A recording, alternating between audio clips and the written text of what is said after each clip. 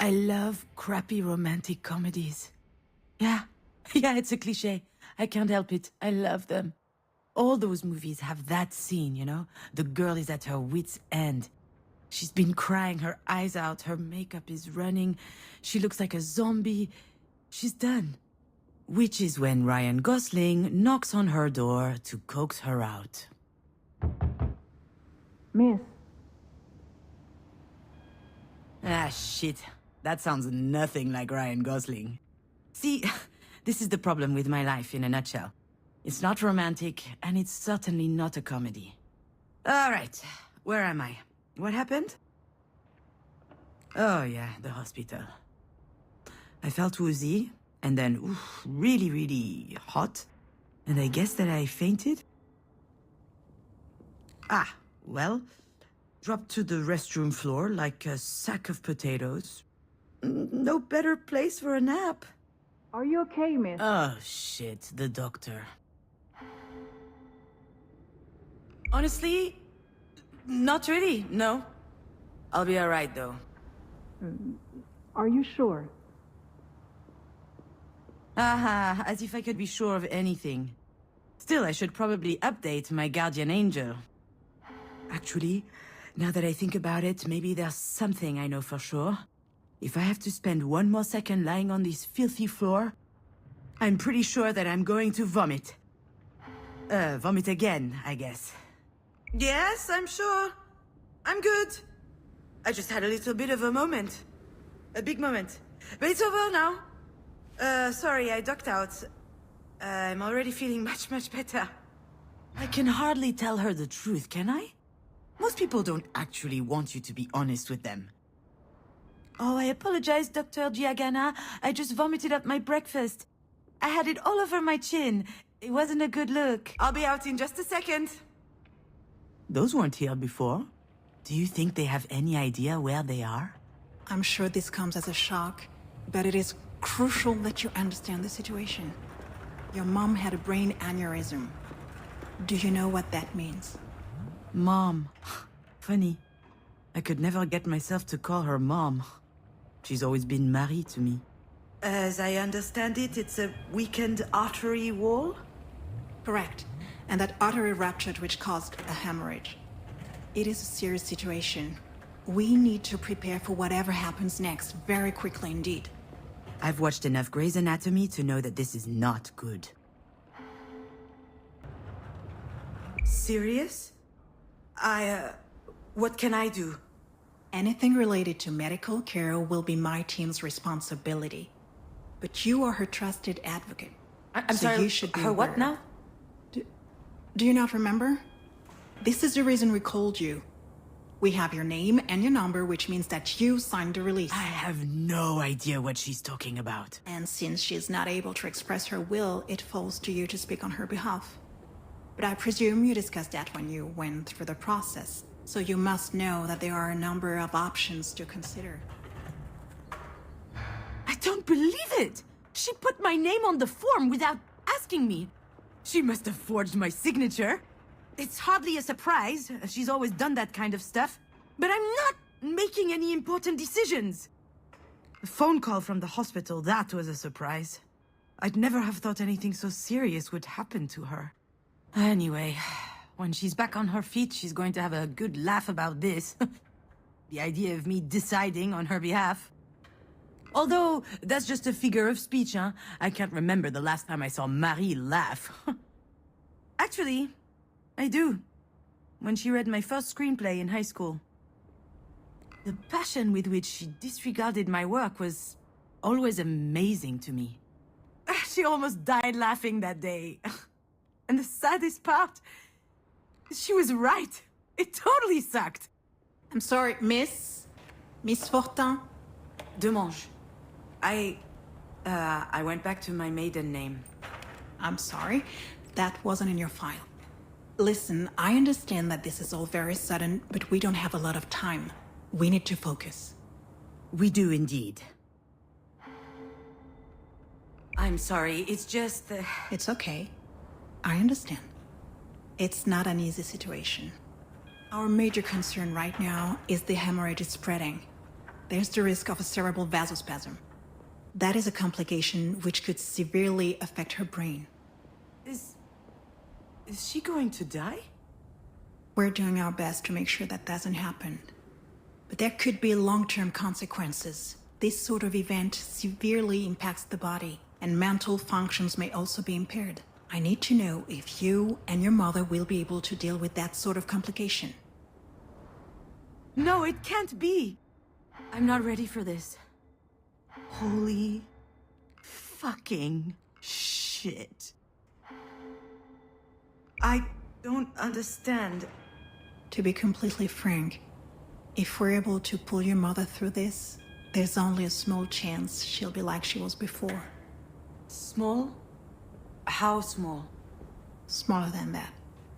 In all probability, she will never be quite the same. Some people would prefer not to keep living under such circumstances. That rather their medical care were geared more around letting go as gracefully as possible. What I need to know is, what would your mother want? I don't know how to answer that. Last time she told me she wanted something, it was... to be in MoMA. Excuse me? MoMA? The museum in New York. Miss Demange, Wait, your mother's that Marie Demange? The artist? Ah, there it is. Works every time. Once people figure out who Marie is, snap! Their whole demeanor changes. They feel like they know her somehow. Of course, they're completely wrong. Oh, she takes them in with her dog and pony show, but there's a world of difference between who she is in public and in private. Yeah, the Marie Demange. And I'm her assistant, I guess. I handle the business, the management, the press, so that she can be fully dedicated to her art, you see? Anyway, the other day, I got a call from Centre Pompidou. They want to do a retrospective on her life and work. Can you imagine? The billboards, the crowds, the press, the whole shebang. And I'm like, hell yeah! I hop into my car, I rush over to tell her, I run into the workshop, yelling, and you know what she said? Did you hear from MoMA? Ugh. Someone had told her they were considering her Self-Portrait 8, a canvas from her latest series. A whole exhibit in Paris, on the other hand, she didn't care. So, that's my mother. Most of the time, I don't know. I have no idea what she wants. I know what I'm asking isn't easy. I can give you a little time to think. Like that would change anything. Yeah. I suppose I need to think about it. I'm sorry, I gotta go.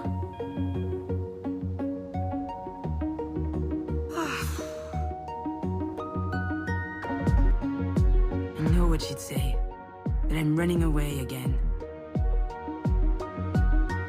What did she expect? That I just show up and what? Decide whether, oh, she lives or she dies? I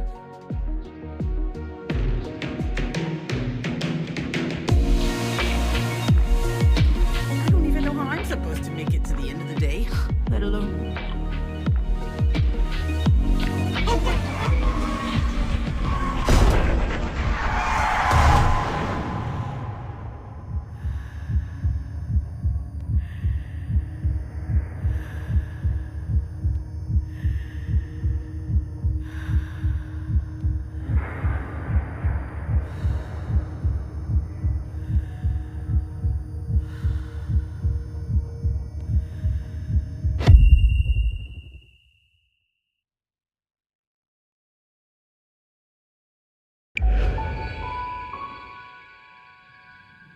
I remember, Diane and I found an injured bird in the backyard.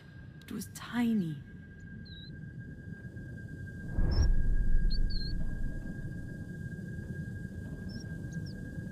I think it was around the time Marie had set up her new studio in the sunroom. Now that I think of it, that was also my first experience with death. In fact, I also had a really weird dream that night. Something about that day always seemed off.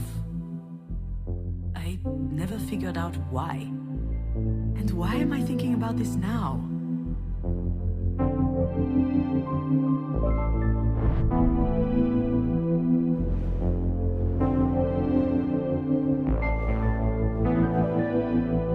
Yeah, Diane was so proud of packing her own suitcase. Her father came to pick her up that afternoon. She spent the weekend with him and her stepsister. I was a bit jealous, but also happy to have some time with my mother, just us.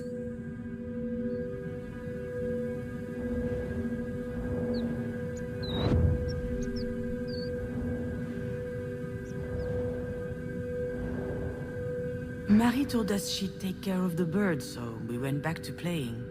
I never saw it again, and when I asked what happened, she said it just flew away. I was so relieved.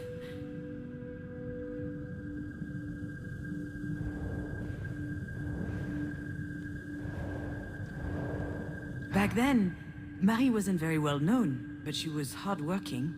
She had just started a series on birds, actually. They were all over the house. She considered them a symbol. And I was very impressionable, so I started to love birds as well.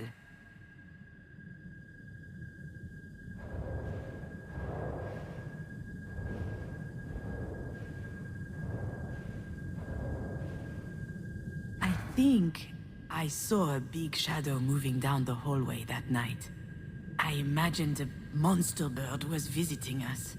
For a long time, I thought it was just a strange dream.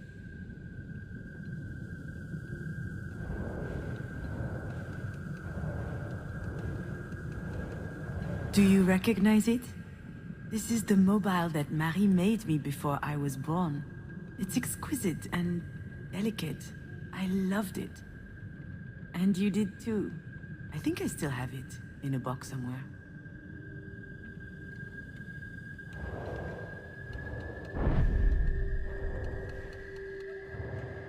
Now, I know for certain that someone was in the backyard that night.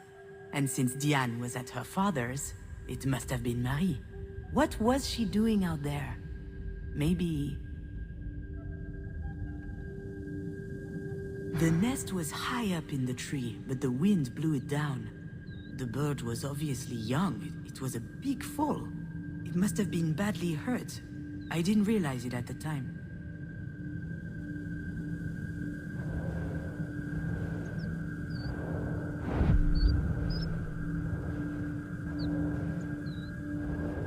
Marie was always quite passionate about birds. So I suggested we keep this one as a pet once it got better. I could already imagine it. A beautiful cage tucked in the corner of the studio. She got so mad. At the time, I didn't understand why she reacted like that. But now...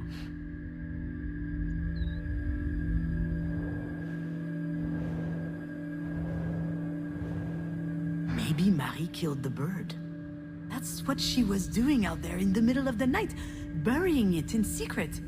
And it might sound strange, but I also understand why she did it.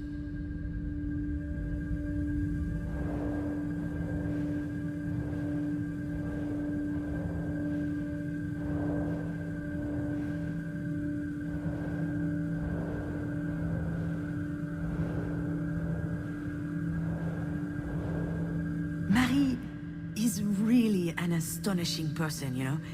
She's usually hard, but also she could be vulnerable sometimes. She couldn't stand seeing the bird injured. She knew it would never recover. It was too weak. I remember she said, not being able to fly, that's no life for a bird. She thought it would be better off dead. She could have just abandoned it, let things run their course. But I don't think she did. I think she killed it with her own hands. It sounds cruel, doesn't it? But that's just Marie. That's her outlook on life. She's all or nothing.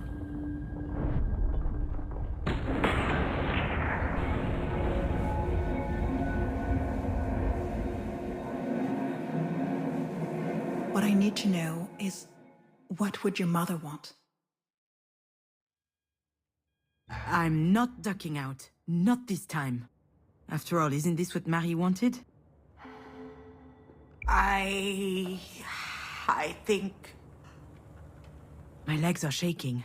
Maybe I'm having another turn. I think I need a sugary drink. Understood. Do you need anything? Well, I need more coffee. But if I drink another one, my stomach's going to declare war on the rest of me. I just can't speak on my mom's behalf. One thing's for sure, she's a radical. She's all or nothing, all the time. I understand. It's hard to contemplate the idea of living with a disability. It's not that, not at all. If we were talking about me or someone else, I would say it's gonna be fine. You adapt, people do it all the time. They have to. Life's too important. I would say that. She wouldn't. I'm not sure that answers your question. She certainly comes across as rather forthright. You don't say. I've seen her on TV a couple of times. My father loves her. She's an extraordinary artist. In her interviews, she's so impressive, fierce even. It must be quite something to be the daughter of someone so talented. I've heard this one before. That's a polite way to say, it can't be easy to have a nutcase for a mother. Yes, it's quite an experience.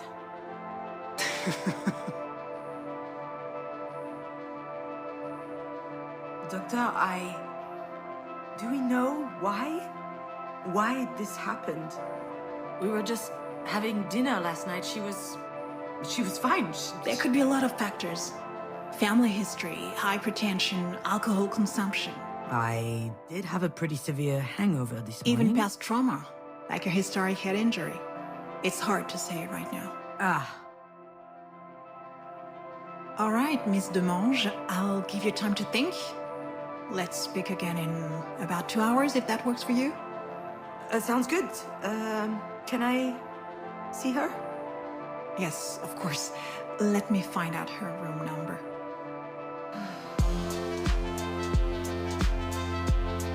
I know what I have to do, what I should do. It wasn't that long ago that I could write this kind of scene without breaking a sweat. I step into the room, there'll be tubes everywhere, beeping sounds. The audience will know that it's serious. Then I start bawling my eyes out. I collapse on my mom's bed, pouring out snot from my nose. Or maybe I'll be dignified, stony-faced, standing quietly in the corner. Close up on my face. They'll see I'm suffering. Deep inside, a single tear rolls down my cheek. That's exactly how it will happen. or what should happen. There's just one problem. I really must. She probably needs me. I don't know why, but I can't open that door.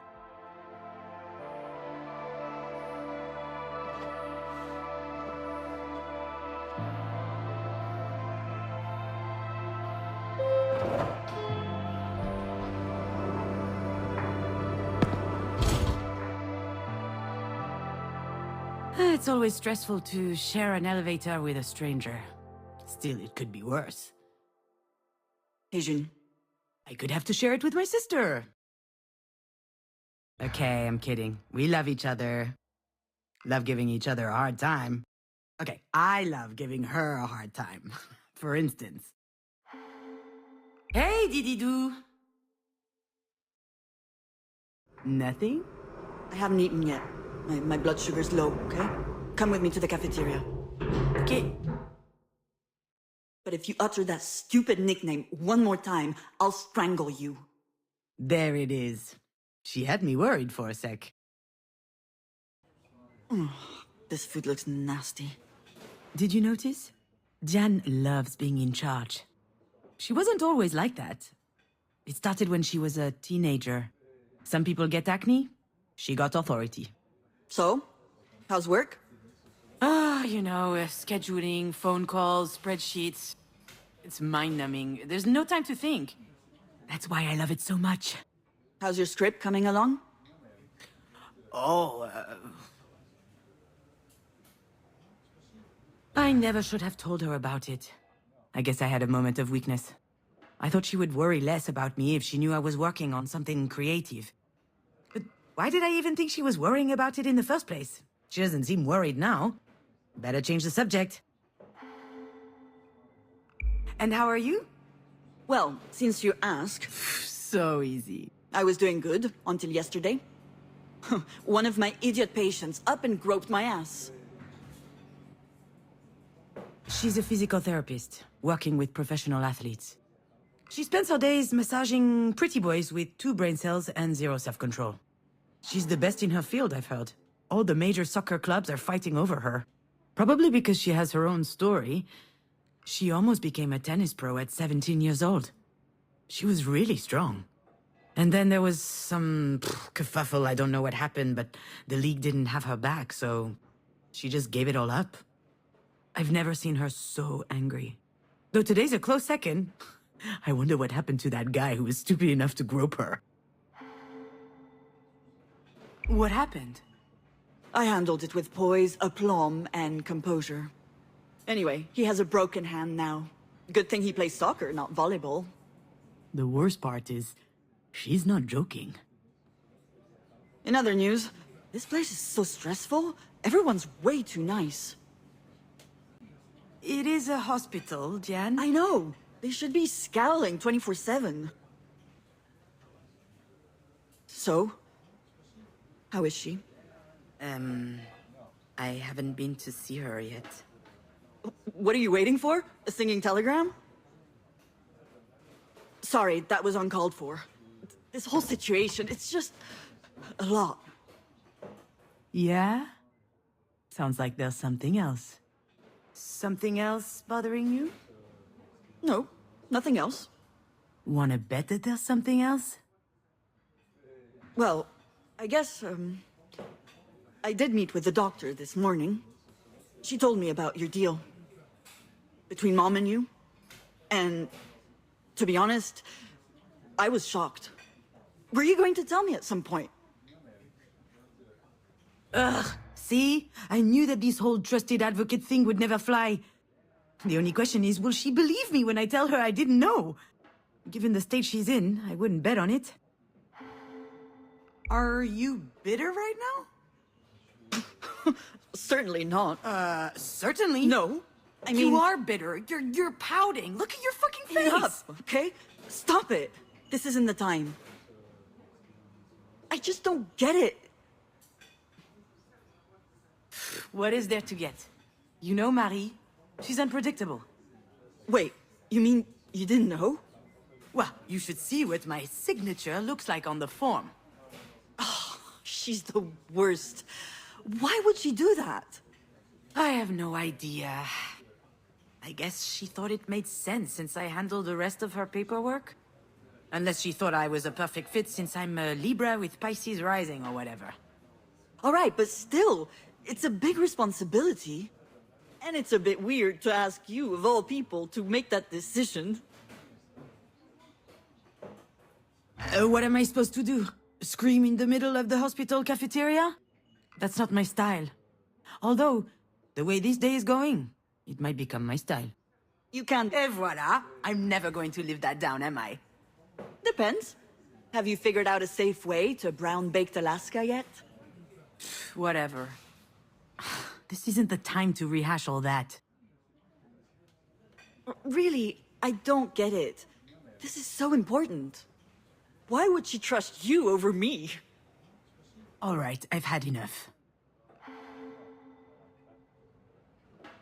You know what? You're right. Only an idiot would trust me. Aw, come on! Yeah, here it comes. You're the reliable one, aren't you? The one people can always count on. What are you talking about? Ugh, I'm out of here. I'd probably just trip over her ventilator or something. Wouldn't want that to happen now, would we? You're being ridiculous, Junon. Please, sit down. I didn't mean to upset you. Oh, you didn't? Well, you got that wrong.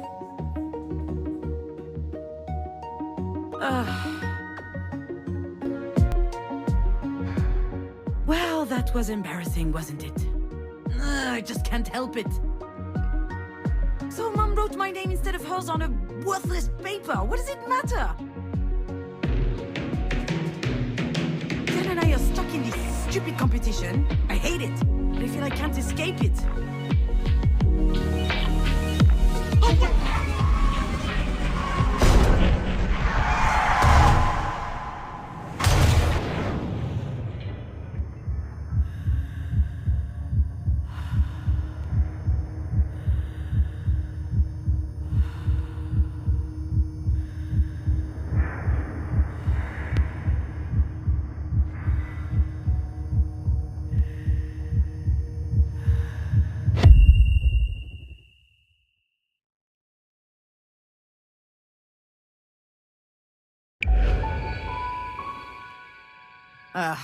Of course I'd remember that day. My infamous 25th birthday. The day we met Diane's girlfriend.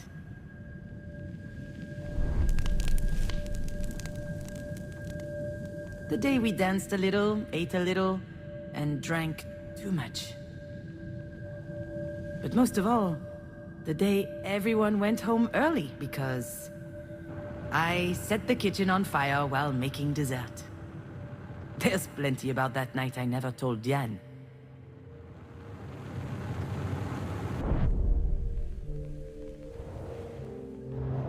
I wasn't expecting Marie to have a present for me, and yet she remembered. It was a bottle of Japanese whiskey as old as I was, 25 years of age, but as usual with Marie, things couldn't just be nice. I hope you like it because it costs me a fortune. That's what she said when she handed me the bottle. She could afford it too. She wasn't world famous yet, but her career was taking off, and with that, her taste became more and more luxurious. Me? Oh, I was light years away from all of that. I hate whiskey. I hated it then, I hate it now. That's how it works with Marie. Even when she does something for Diane and I, in the end, it's always about her.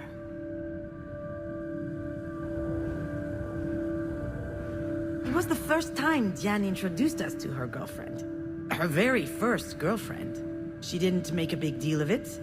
She didn't even tell me that she would have a guest. But I knew it was important to her. And neither Marie nor myself reacted appropriately. I was furious. It's stupid, I know, but I wanted to enjoy my party. And she showed up with something important to share. All of a sudden, my 25th birthday seemed trite, unimportant. In fact, from the moment Diane and her girlfriend arrived, I no longer mattered to Marie. She rushed over to hug them both. I don't think I'd ever seen my mother so excited. Then she congratulated Diane for her rejection of patriarchally mandated heteronormativity. Diane didn't say anything, but I could see she was upset. Her intimacy had just been reduced to activism, somehow. Her girlfriend was called Sasha. She was nice, intuitive, smart, and very pretty. I was quite reluctant to organize this party. It was the last birthday I would celebrate at Marie's. Your dad and I were about to move in together. So I wanted to make it special, to impress my mother, earn her respect, maybe even her admiration. But that would only happen if everything were perfect. The fire made it a complete failure, but to be honest, she'd have found some problem anyway.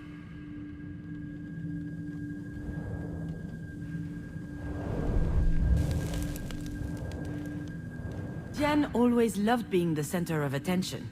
But when she showed up with her hair cut short and dyed green, I almost didn't recognize her. 19 years strong on this earth, and she couldn't care less about people's opinions. She was amazing to me. But I wonder if she was, at least unconsciously, trying to please Marie. It worked, by the way. Marie always had a soft spot for the rebels, and contempt for the rest. I don't think it made Diane any happier, though.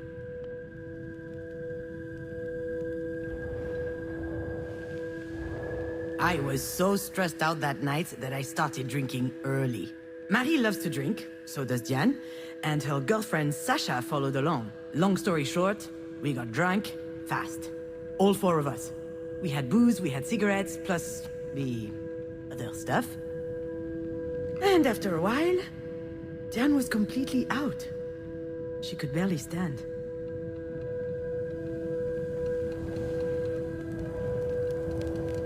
When dinner started, Marie turned on the charm. She laughed loudly, talked a lot, asked all kinds of questions. She has the most unbelievable charisma when she's trying to please someone, you know? And that night, she really was trying. I thought it was odd. She certainly wasn't doing it for me, or for Diane. And then I noticed the way she was looking at Sasha. I saw the glimmer in her eyes. The same as when she talks about Japanese whiskey. And I got worried.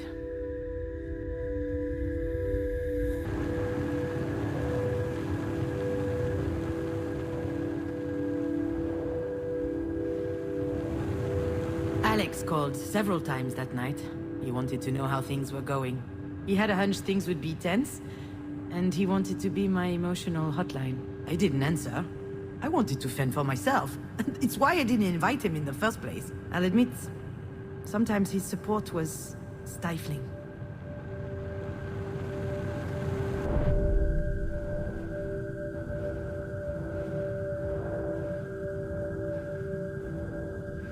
I'd got these nice candles to decorate the table with. Obviously, I burned myself when lighting them. To no one's surprise, that was typical me. Scavus, they called me. It means clumsy in Latin. Marie coined that one. I didn't mind. Quite the contrary. In any family, everyone plays a role. You just need to find the one that suits you. And I like being the bumbling, fumbling one. That way, at least, the pressure was off.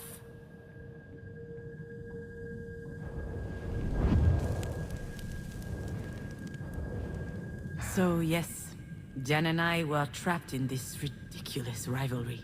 The choir girl versus the rebel. The meek versus the indomitable. I'm never taken seriously. She's not allowed to show any sign of weakness, and we hold it against each other. But as soon as we lower our guard, we are saddled with the obvious. Marie forgot Diane's birthday once.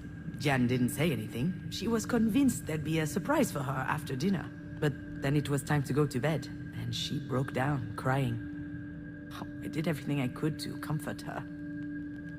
So I played some music on the living room stereo, and I invited her to dance. And since then, for each of our birthdays, she and I always end up dancing. It's become more intense as we grew in Marie's shadow. We care about each other more than anyone else.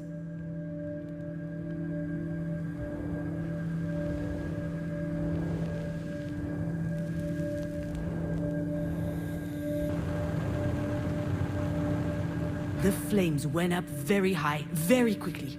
Everyone ran into the kitchen. Marie, Diane, and Sacha. Oh, she screamed at me. She couldn't believe that anyone could be so inept. I said it was an accident. I was trying to brown the baked Alaska, but it got out of hand. No one questioned my version of events. The whole thing was just classic me. Alex wasn't there to defend me, and I just sucked it up. I never saw Sacha after that day. She and Diane broke up a few weeks later.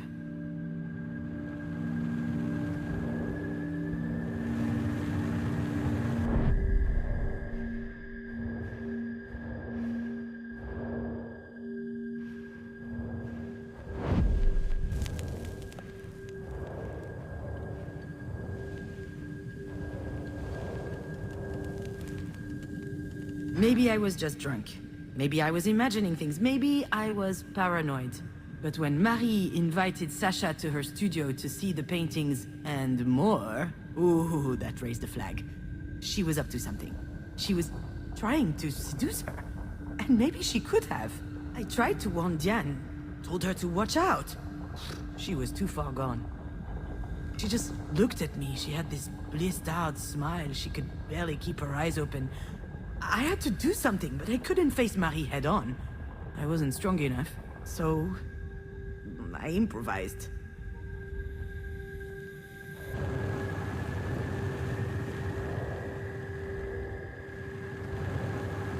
No one noticed the bottle of Japanese whiskey was completely empty. Alcohol burns nicely on the stove. It was perfect for me to craft a diversion. And you know what? I wasn't even that drunk. I was mostly angry. At Marie. At myself. At my inability to confront her face to face. Maybe nothing happened after all. Maybe Marie didn't try anything. I'll never know. But I was scared enough for Diane's relationship that I set the kitchen on fire.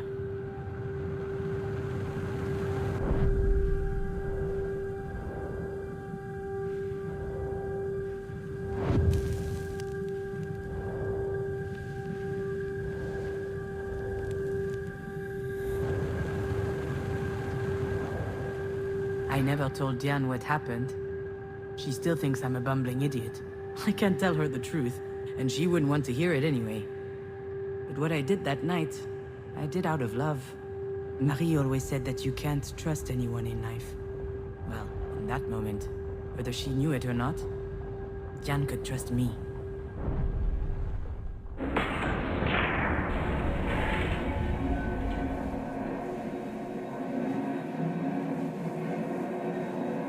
Why would she trust you over me? And here we go again, trying to see who can spit the furthest. But you know what? I'm not playing this game. She needs her sister today, not a fight. You know, I get it. Get what? Why you think of me this way. The chump who keeps screwing things up. I never... I understand because that's my little routine, you know? What are you saying? What's wrong with me? I'm not about to tell her all my dirty secrets. That wouldn't be like me at all. Although I guess this is a pretty good day for confessions. Whatever. Just understand this. We both know things can be tense between us. It would be easier if I could act like this is all her fault. Diane's competitive spirit is unmatched. She has to be the first in everything. You can make her a little stupid sometimes. Oh, just like when she was training for tennis, or when we did hamster races. Yeah, exactly. Racing hamsters. Pretty cool, huh? We had these hamsters for a while. We won them at the village fair. Marie hated them, but we were allowed to keep them as long as they were out of her sight. And Diane always wanted to race them. Hers was really slow. It lost every race. It was an embarrassment. She had this whole training regimen, but it wasn't enough. So she brought out the big guns. And one day, her hamster was hyped to the max. Absolutely smoked mine.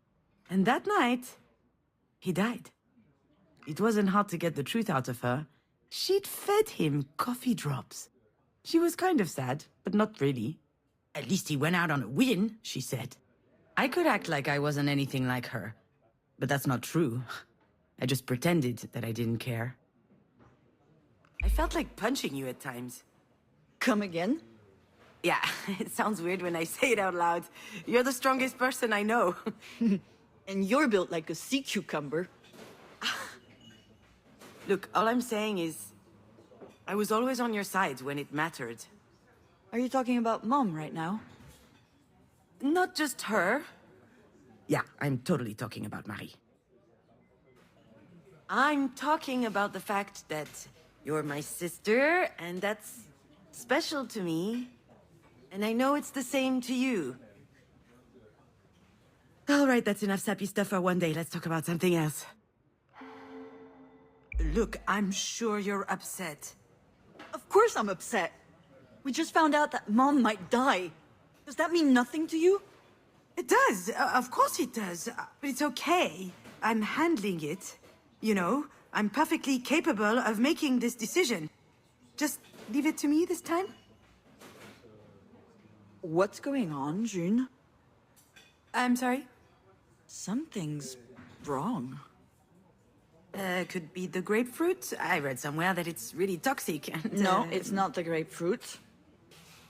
I don't recognize you. You're different. Ooh, she wants to talk. Seriously. That's just her way to cope with stress. She needs to dissect things to understand them. And she needs to understand things in order to control them. So, what's the play? Idiot or goldfish? It's worth a try. Jan is defenseless against my fine brand of humor. Ah, damn, you noticed. It's just a little filler, here and there. Just brightens up the whole face, you know? You can only dodge so many serious conversations with your stupid jokes. I guess I can't get out of this one. You're acting like some kind of robot. You're all closed off. And you clearly aren't considering how I feel about all this. What's the game here? Where's the Jan I know? She's got some nerve lecturing me as though nothing happened. I'm not gonna lie, she's not entirely wrong. I haven't exactly been brimming over with empathy recently. It's not my fault, you know, it just makes it easier to get through the day. Come on, quit it, Jan! I guess not thinking enough about you makes me egotistical, huh? In case you hadn't noticed, my life has been rather complicated of late. See? That's exactly the problem. And, okay, this is going to make me sound like a huge asshole yet again, but I'm used to that. I've been meaning to talk to you about this, so why not do it now?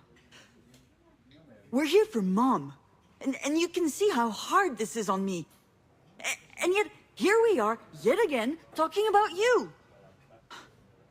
What happened to you was awful. It really was. Absolutely horrible. But that was 5 years ago. It can't be 5 years. It can't be 5 years. It can't be 5 years. It was only yesterday. Why the hell is she bringing this up, anyway? Where are you going with this? I don't really know. I guess I'm a little worried about you. I don't understand what goes on in your head, and that scares me. Why are you like this? Really? She's worried about me?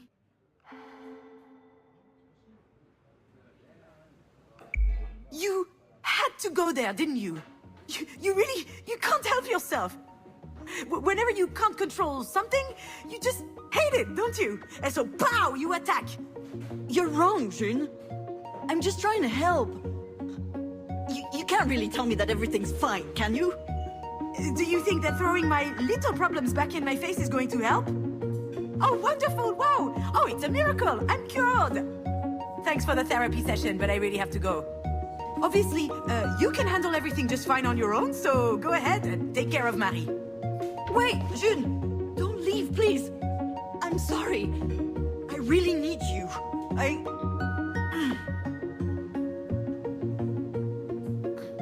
Really am a dumbass. She really is a dumbass.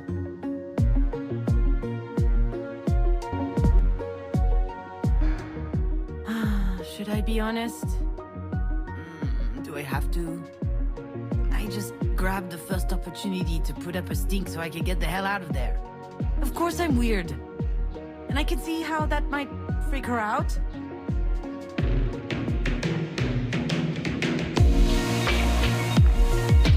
She wasn't telling me that because she cares. That was her lashing out to hurt me. Oh, what?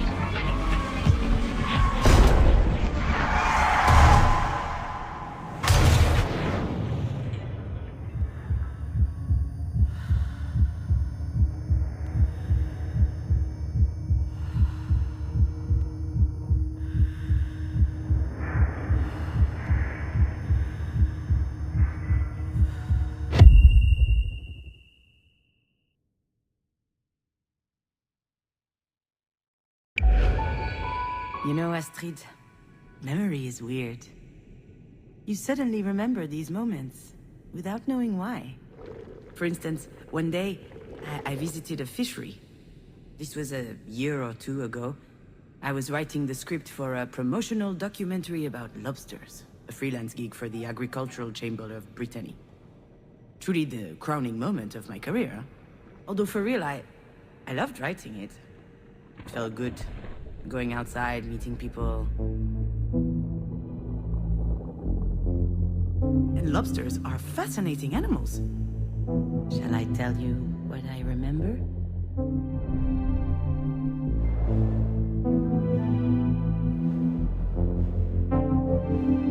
Everyone loves lobsters. Their exquisite and delicate flesh is prized by the finest gourmets. With a little garlic butter, lemon or mayonnaise, they're delicious. They're on every great chef's menu. Lobsters are a symbol of wealth and luxury.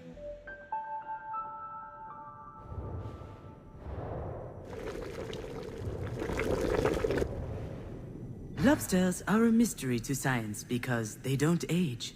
Their cells replace themselves perfectly, which allows them to never stop growing throughout their lives.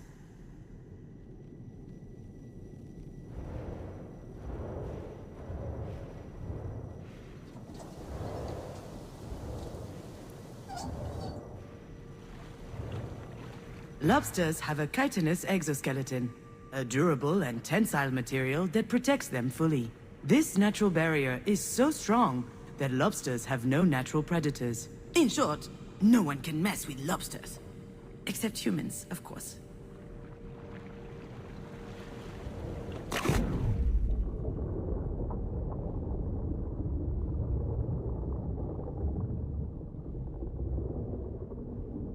Female lobsters may lay over 100,000 eggs in their lifetime. They keep each clutch underneath their tails for several months. And when the eggs finally hatch, out come a profusion of larvae just a few millimeters long. Can you imagine? Over 100,000 tiny little Astrids.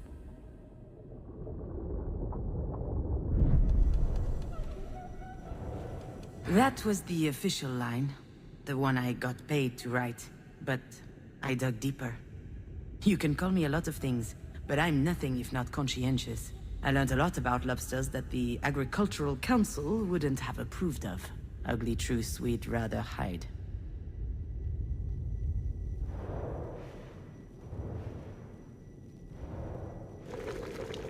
Everyone loves lobsters.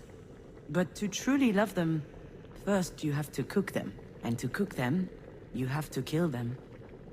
There are two ways, traditional or modern. The modern way is to stick a sharp knife into their head. But since their nervous system is distributed through ganglia that run down their back, destroying the brain doesn't kill them. Not immediately. They'll spend a long time in agony. Lobsters don't want to die. But the people who love them don't care about that. Lobsters don't age, but after a while their shells do, and if they can't make a new one, their current shell will wear out. It will split. Bacteria, fungi, and other diseases might seep in through these cracks, and then the lobster will rot from the inside.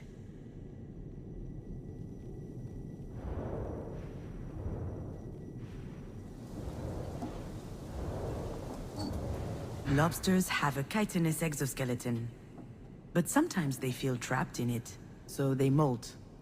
They leave their shells behind and expose themselves. Until their skin hardens again, the world is full of predators. Carnivorous fish, other arthropods, and humans, of course. Because when they've just molted, when they're soft, lobsters are their tenderest and their tastiest.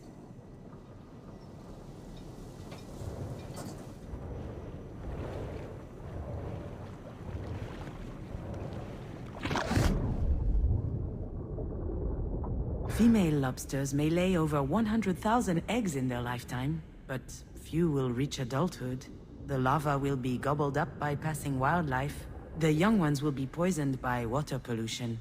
Their livers filled with heavy metals and microplastics. And those who grow big enough will be plucked out of the sea by humans to end up on a fishmonger's stall.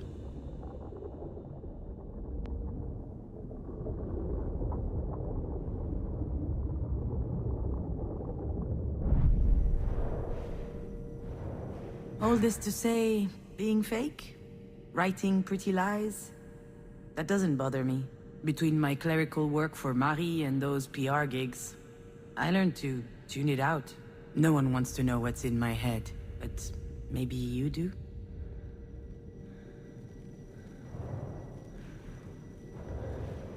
Everyone loves lobsters, and that love is what's killing them.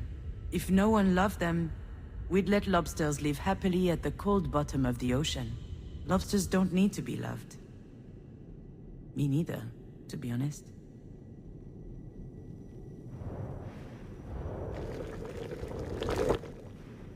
Lobsters don't age.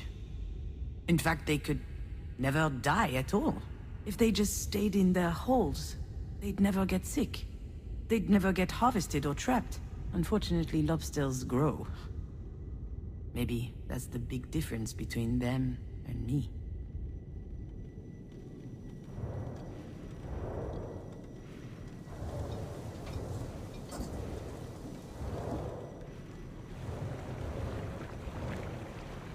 Lobsters have a chitinous exoskeleton that limits their growth. As soon as they shed it, they're in danger. Their enemies notice their weakness. They can smell it, like sharks smell blood. If they can reach a weakened lobster, they'll devour it. They'll tear it apart and feast on its flesh. I don't want to be eaten.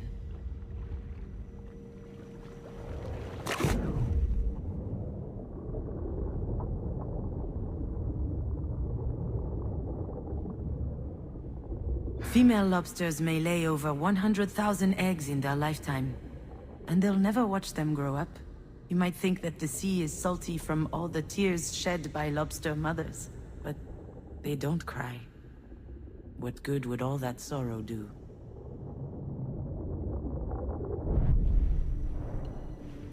You know, Astrid, memory is weird. You suddenly remember these moments without knowing why, until you realize it's trying to teach you something crucial.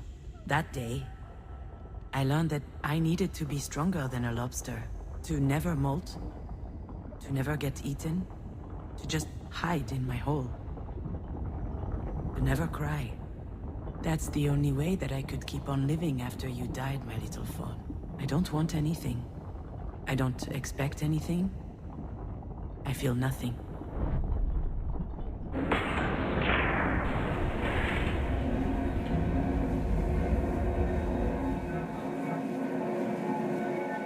Why are you like this?